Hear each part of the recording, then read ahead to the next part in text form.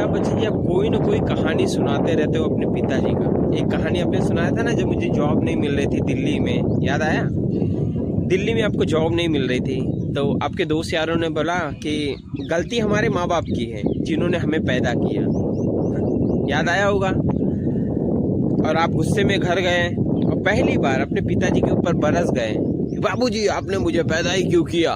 हाँ, तो आपके पिताजी ने एक कविता के माध्यम से आपको लिख के, वैसे तो उस समय बोले नहीं थे, आप जैसे बता रहे मैं उसी तरीके से बता रहा हूँ कि जिंदगी की कश्मकश में मेरे बच्चे मुझसे पूछते हैं कि तुमने मुझे पैदा ही क्यों किया, और इसके सिवा मेरे पास कोई जवाब नहीं था कि मेरे पिताजी ने मुझे बिना पूछे क्यों पैदा किया, उनके पिताजी ने उनको बिना पूछे क्यों पैदा किया।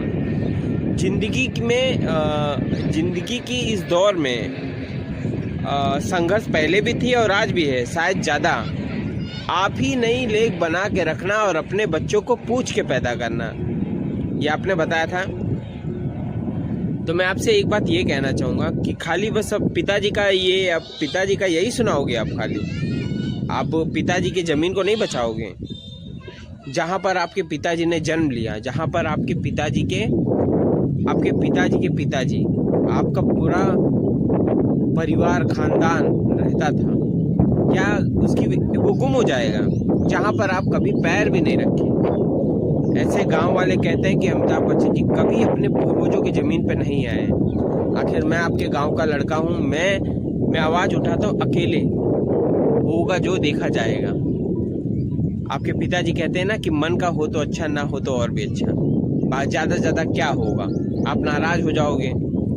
लेकिन मैं ये चाहता हूँ दादा, आपके पास आप इतनी उम्र के हो गए हो, 83 साल की उम्र, अपने इस उम्र के पड़ाव पे एक बार गांव आओगे ना तो देश की जनता आपसे प्रेरणा लेगी कि अमिताभ बच्चन जी ने देखो इतना महान काम किया कि हम भी करेंगे, हम भी अपनी विरासत को बचाएंगे।